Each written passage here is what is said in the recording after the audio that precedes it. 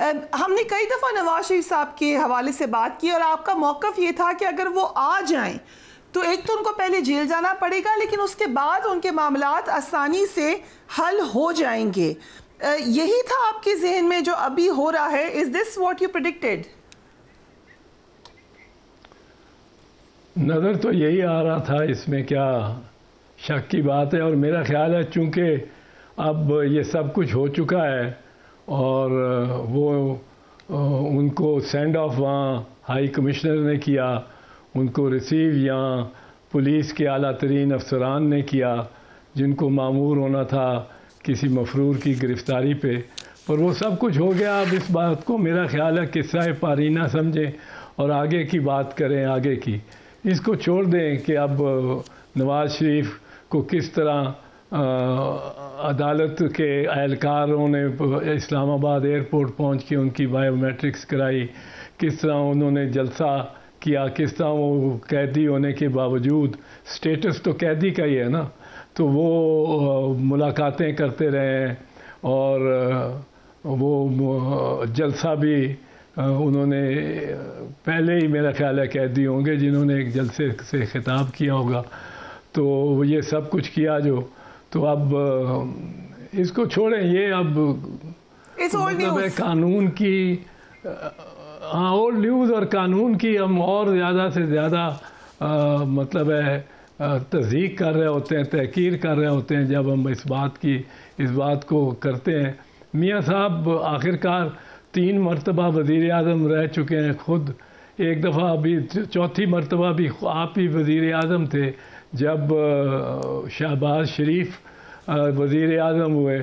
وہ بھی اصل میں تو میاں نواز شریف کا ہی کرشمہ تھا نا. اور پھر اب 4تھی کیا 5ویں مرتبہ وزیر اعظم ہونے جا رہے ہیں. تو اللہ ان کا بھلا کرے، اللہ پاکستان کا بھی بھلا کرے. یہ تو اب کوئی روکے سے روکتا نظر نہیں آتا معاملہ، پر ان کو ہی کوئی اللہ تعالیٰ ہدایت دے اور رہنمائی کرے. ان کی یہی دعا کرنی چاہیے پاکستان کے لیے، کیونکہ یہ تو انیویٹیبل ہو گئے لگتے ہیں. رائٹ. سو بٹ نیب کے رول کے حوالے سے اگر ہم بات کر لیں رضا صاحب، جس وقت پینما ہو رہا تھا اور کئی دفعہ میں عدالت میں گئی، وہاں پر نیب کے رول کے حوالے سے بڑی سخت ریمارکس دیے گئے تھے، آپ کو شاید یاد بھی ہو. بلکہ ایک موقع پہ تو نیب کے مرحوم ہونے کی بھی ذکر کیا گیا تھا. آج جو ہم نے نیب کو دیکھا ہے، ماضی میں کئی بار نیب کی سیاسی انجینئرنگ میں ملوث ہونے کا ذکر ہوتا رہا ہے. ایک مثال خواجہ سعد رفیق کا کیس ہے جس میں تو دے دی باقاعدہ سپریم کورٹ نے یہ وہاں پہ ان کے ریمارکس آ گئے کہ نیب کے ادارے نے کیا کیا کام کیا. سو اب کیسے دیکھتے ہیں ہم نیب کے ادارے کو اس وقت؟ نیب کا ادارہ وہی رہے گا جو جیسا تھا، اور جب وہ آ کے پروسیکیوٹر پہنچا ہوتا ہے بغیر نوٹس کے، بغیر طلبی کے، اور وہ آ کے بیان بھی دے رہا ہوتا ہے کہ ہمیں اعتراض نہیں ہے ان کی درخواست پہ، تو وہ پھر اب نیب کیا رہ گیا؟ اب ان باتوں سے میں تو مایوس ہو چکا ہوں. ان کو میں تو سمجھتا ہوں کہ اب یہ سرزمین بے آئین ہے، بے قانون ہے، اور اس میں جو طاقتور ہے اس کی چلتی ہے. اور اب اس کو یا تسلیم کریں یا کوئی مطلب ہے اس کو پورے کوئی چینج کرنے کی ایک تبدیلی وہ نہیں جو تبدیلی پہلے کہی جاتی تھی کہ تبدیلی آ گئی ہے، تبدیلی آ گئی ہے. تبدیلی کوئی نہیں آئی تھی، نہ تبدیلی آئی ہے. تو یا تو کوئی پوری قسم کی ہمہ جہت تبدیلی کی کوشش کریں، یا پھر اب اس کو مان لیں، تسلیم کر لیں کہ آئین اور قانون کا یہاں پاکستان میں کوئی دخل نہیں. سو پنجاب کی نگران حکومت نے کرمنل پروسیجر کوڈ کے سیکشن 401 کے تحت العزیزیہ کیس میں نواز شریف کی سزا معطل کر دی. یہ قانون کے تحت ہی ہوا ہے؟ قانون کیا ہے؟ قانون میں آپ کو کہہ رہا ہوں کوئی قانون نہیں ہے.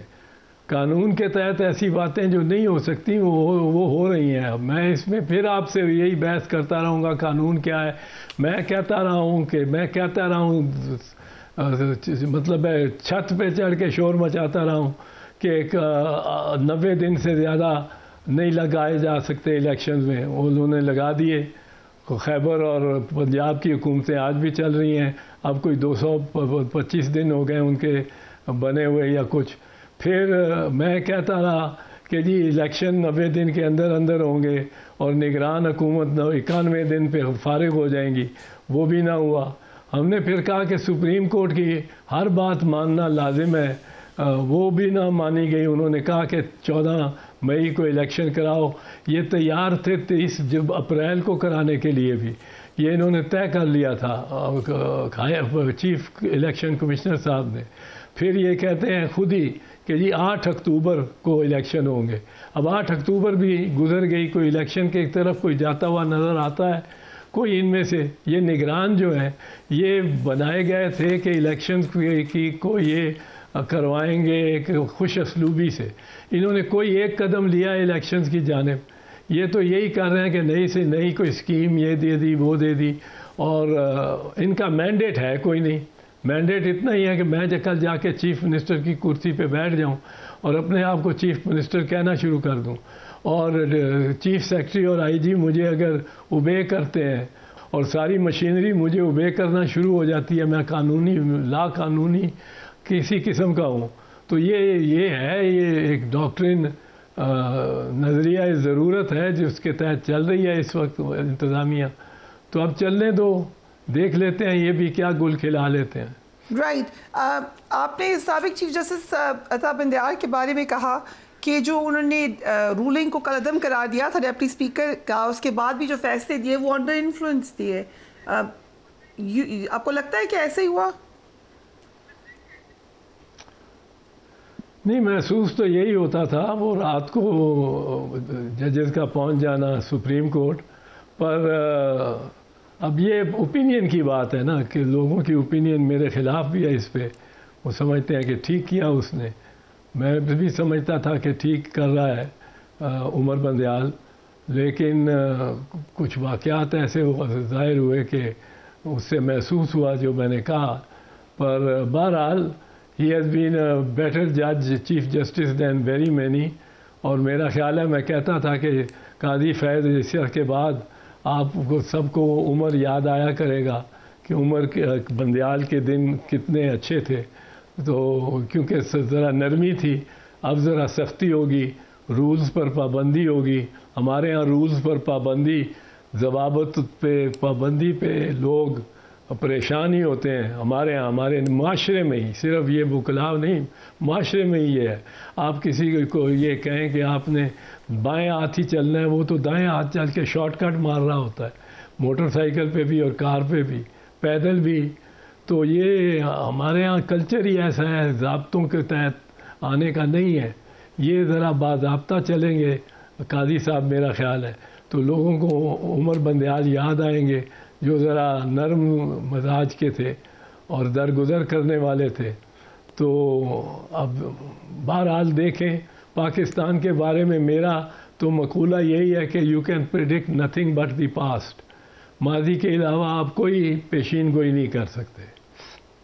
رائٹ. سو ماضی پہ بیس کر کے جو کیونکہ آپ کہہ رہے ہیں 4 دفعہ نواز شریف پرائم منسٹر رہے لیکن 3 دفعہ آفیشلی رہے، پھر ان کے بھائی پرائم منسٹر رہے. اگر دوبارہ پرائم منسٹر بنتے ہیں نواز شریف، آپ ان کو کیسا ٹینیور دیکھیں گے؟ کیونکہ ایک ان کے بارے میں تاثر ہے کہ ایوری ٹائم وہ پرائم منسٹر بنے ہیں ان کی اسٹیبلشمنٹ سے لڑائی ہوئی ہے. اس دفعہ اگر دوبارہ پرائم منسٹر بنتے ہیں تو ایسا نہیں ہوگا، کیونکہ اب تو ہم یہی سن رہے ہیں کہ ہر چیز ریورس ہے، ہر چیز کو بہتر کیا جا رہا ہے. تو اب یہ بھی ایک اچھے معاملات لے کے چلیں گے. چلیں، اگر اچھی سوچ رکھے ہوئے ہیں انہوں نے، تقریر جو کی ہے وہ تو انکریجنگ ہے، لیکن امید ہے کہ وہ اپنی روایت سے ہٹ کے اور حکومت چلائیں گے. اب بینیفٹ آف ڈاؤٹ تو دینا ہی چاہیے اور دینا ہی پڑتا ہے.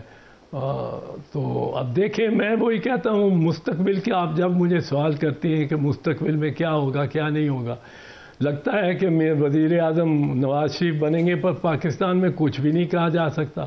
پاکستان کو 8 مئی پچھلے گزشتہ سال آپ کو یہ خیال تھا کہ 9 مئی ہو جائے گا اور 9 مئی کے بعد اتنی انقلابی صورتحال پیدا ہو جائے گی کہ سب کچھ الٹا پلٹا ہو جائے گا.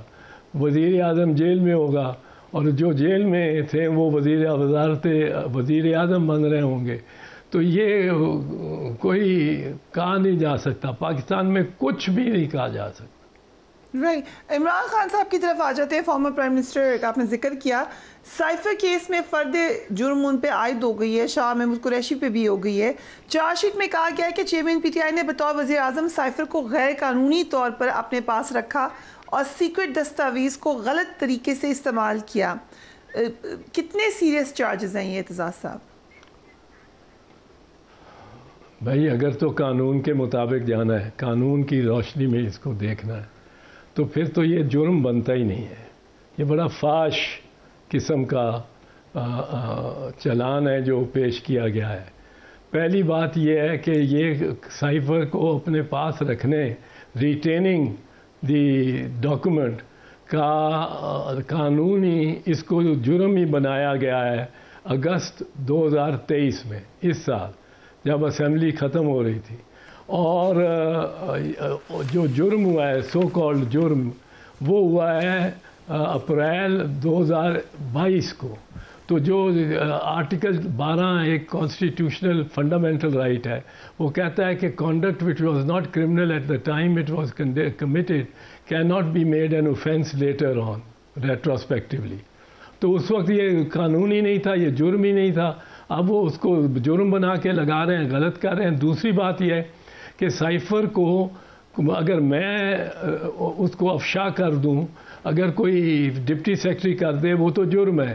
وزیر اعظم پہ تو یہ جرم بنتا ہی نہیں، کیونکہ وزیر اعظم کے اپنے اختیار میں خصوصاً اپنا بھی اور اپنے وفاقی وزراء کو بھی اجازت دینا کہ کوئی کسی ڈی کلاسیفائڈ ڈاکومنٹ کو ڈی کلاسیفائی کرے، یہ وزیر اعظم کا اختیار ہے اور اس کا یہ انہیرنٹ پاور ہے. اور اوتھ میں وہ لیتا ہے، اوتھ میں اپنے حلف میں وہ یہ حلف لیتا ہے کہ اگر کوئی ضروری ہوا اپنے discharge of my duties as prime minister تو میں بتاؤں گا.